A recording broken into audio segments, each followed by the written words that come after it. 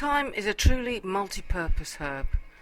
The thyme I'm talking about here is Thymus vulgaris, the common or garden thyme. It's a low-growing, fairly tough plant that likes a sunny situation.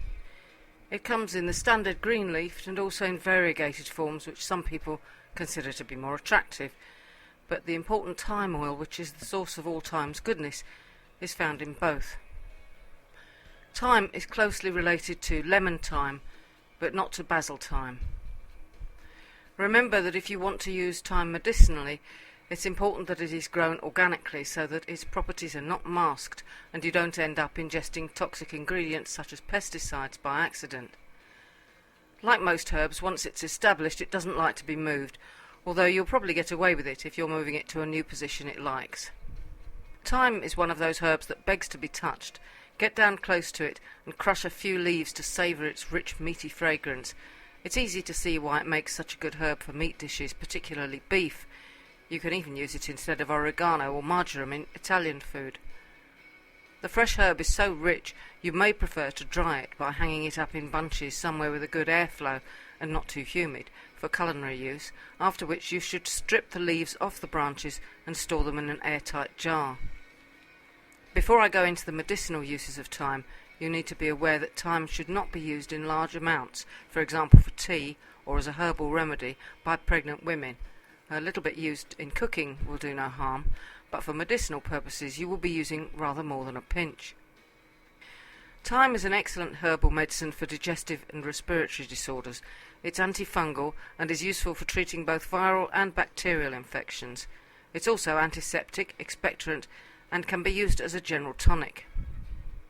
A thyme infusion, taken internally, is very helpful for respiratory complaints like asthma, catarrh, bronchitis and other coughs, and laryngitis. The same infusion is also helpful for indigestion, diarrhea and gastritis, and is good for chills as it has a warming effect. It can also be used as a gargle for sore throats, tonsillitis, etc., and as a mouthwash for bad breath and gum disease, gingivitis. Use the infusion hot for coughs and catarrh, or cold for gargling or as a mouthwash. It doesn't have to be drunk all in one go, but can be sipped slowly over an hour or so. It can also be used externally as a wash for fungal infections, and can be used to make a warm throat compress for sore throats and tonsillitis. A compress is a clean cloth which is soaked in the infusion and then applied to the area. For a warm compress, the infusion should cool a little before use.